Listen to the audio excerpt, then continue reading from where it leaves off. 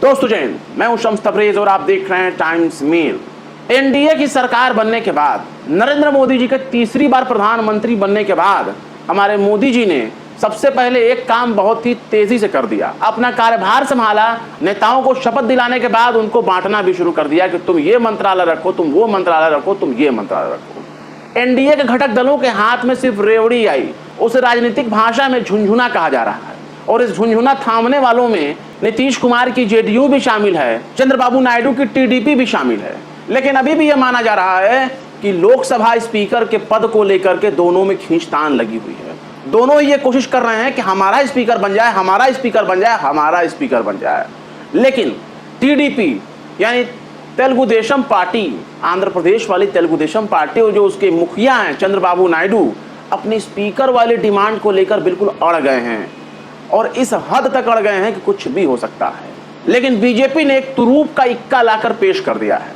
उसने एक ऐसा गेम चेंजर लाकर सामने रख दिया है जिसके बाद माना जा रहा है कि तेलुगु देशम पार्टी वाले चंद्रबाबू नायडू साहब फिसल सकते हैं, अपने डिमांड से पीछे हट सकते हैं और यह भी हो सकता है कि बीजेपी के ही हवाले लोकसभा स्पीकर का ओहदा दे सकते हैं, क्योंकि बीजेपी ने एक बड़ा ही लंबा सियासी चाल चल दिया है। टीडीपी ने चंद्रबाबू नायडू की अपनी पत्नी की बहन को ही लोकसभा स्पीकर के लिए उम्मीदवार बना दिया है। यानी चंद्रबाबू नायडू की साली ही लोकसभा की स्पीकर बनने जा रही हैं। लेकिन इसमें एक फर्क यह है कि चंद्रबाबू नायडू की जिस साली को लोकसभा स्पीकर बनाने की बीजेपी तैयारी कर रही है वो टीडीपी की नहीं है, वो चंद्रबाबू नायडू की पार्टी की नहीं है, बल्कि बीजेपी की आंध्र प्रदेश की अध्यक्ष हैं। यानी वो बीजेपी के नेता हैं और उन्हीं को बीजेपी ने तुरूप का इक्का बनाया है और उन्हीं के जरिए अब वो काम करेगी बीजेपी कि चंद्रबाबू नायडू को मजबूरन उसका भी समर्थन करना पड़ेगा और अपनी जिद से भी पीछे हटना पड़ेगा।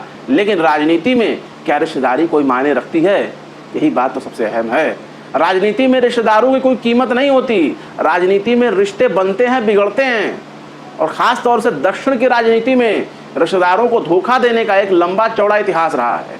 चंद्रबाबू नायडू ने अपने ससुर का तख्ता ही पलट दिया जो कि मुख्यमंत्री थे और खुद मुख्यमंत्री बन गए और इस काम में उनकी साली ने ही योगदान दिया था।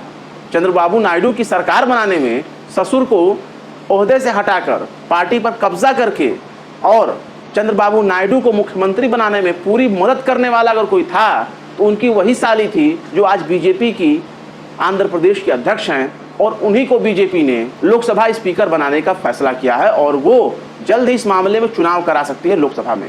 बीजेपी ने जो पासा चंद्रबाबू नायडू की तरफ फेंका है उसका नाम बहुत खास है।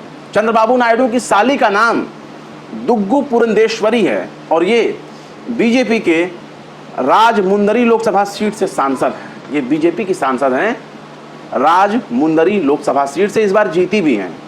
किसी ज़माने में ये कांग्रेस की टिकट पर सांसद बनी थी लेकिन बाद में ये बीजेपी में शामिल हो गई। जब तेलंगाना और आंध्र प्रदेश का बंटवारा का मामला सामने आया तो ये नाराज़ हो गई थी, ये बंटवारे के खिलाफ थी और इन्होंने जो है बीजेपी का दामन थाम लिया। आज के डेट में ये आंध्र प्रदेश में बीजेपी के अध्यक्ष हैं और इन्होंने ही जनसेना और टीडीपी को एक साथ लाने में भूमिका निभाई है।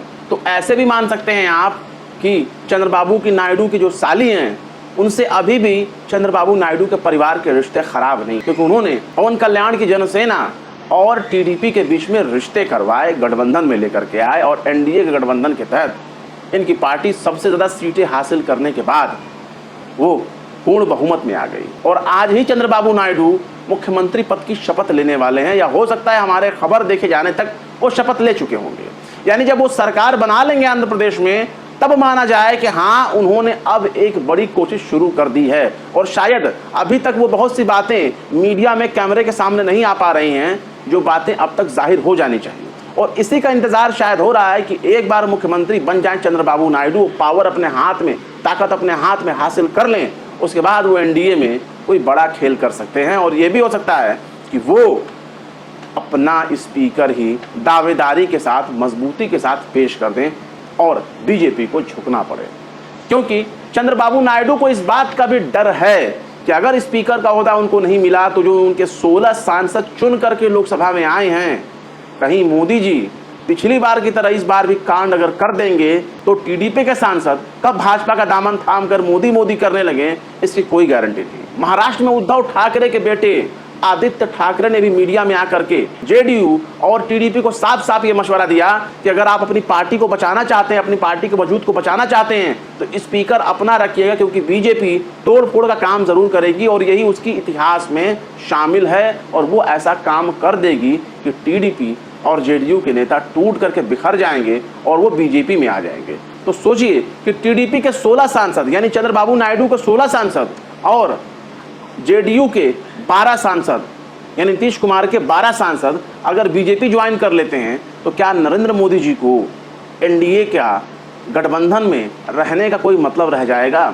मोदी जी तो खुद ही इनसे किनारा कर लेंगे, कह देंगे भैया हमारे पास तो खुद ही इतने सांसद हो गए कि अब हमें किसी के आश्रय की जरूरत नहीं है, हमें किसी के सपोर्ट की जरूरत नहीं है, तुम लोग अपना अपना देखो, अब तो खुद ही हमारे पास इतने सांसद हो गए कि हम खुद अपना देख सकते हैं। और यही खेल निर्दलियों के साथ भी हो सकता है, निर्दल वाले भी एक झटके में धीरे धीरे धीरे धीरे मोदी मोदी करने लग सकते हैं। तो ऐसे में ये बात बहुत ज़रूरी है टीडीपी के लिए कि वो अपना सांसद कैसे भी करके बना लें, वरना आगे आने वाला हालात उनके लिए बहुत बुरा होगा। लेकिन बीजेपी ने जो दांव चला है ये कहीं टीडीपी के ऊपर बहुत भारी न पड़ जाए, और ये भी हो सकता है कि कहीं टीडीपी के लिए कहीं टीडीपी अपना उम्मीदवार उतार दे अपनी ही साली के खिलाफ, फिर तो मामला भी बदल जाएगा। क्योंकि कांग्रेस ने कह रखा है, इंडिया गठबंधन ने कह रखा है कि अगर चंद्रबाबू नायडू की टीडीपी अपना स्पीकर पेश करती है, उम्मीदवार अपना स्पीकर बनाती है, अपना स्पीकर उम्मीदवार लोकसभा में खड़ा करती है, तो इंडिया गठबंधन उसका समर्थन करेगा, यानी पूरा इंडिया गठबंधन मिल करके टीडीपी का समर्थन करेगा। तो वैसे में सवाल है कि इस तरह से समर्थन करने और लुक्का छिपी वाले प्यार मोहब्बत के बारे में क्या कहा जाएगा। एक तरफ ममता बनर्जी पहले ही कह के ये हड़कंप मचा चुकी हैं कि टीडीपी और जेडीयू हमसे अलग नहीं है, यानी नीतीश कुमार और चंद्रबाबू नायडू हमारे दोस्त हैं और हमारे ही साथ हैं। कौन कहता है कि वो हमसे अलग हैं? वो तो हमारे ही दोस्त हैं और हमारे ही साथ हैं। तो इसके मायने भी बहुत कुछ हैं। और ये भी कहा जा रहा है कि जो बैसाखी वाली सरकार बनाई जा रही है नरेंद्र मोदी जी के जरिए, ये ज़्यादा दिन तक चल नहीं पाएगा। लेकिन बहुत सी चीज़ें ऐसी होती हैं कि अंदाजे सिर्फ अंदाजे ही रह जाते हैं, कयास आराइयाँ सिर्फ कयास आराइयाँ ही रह जाती हैं और बड़े बड़े खेल हो जाते हैं। दुश्मन को भी कमज़ोर नहीं समझना चाहिए।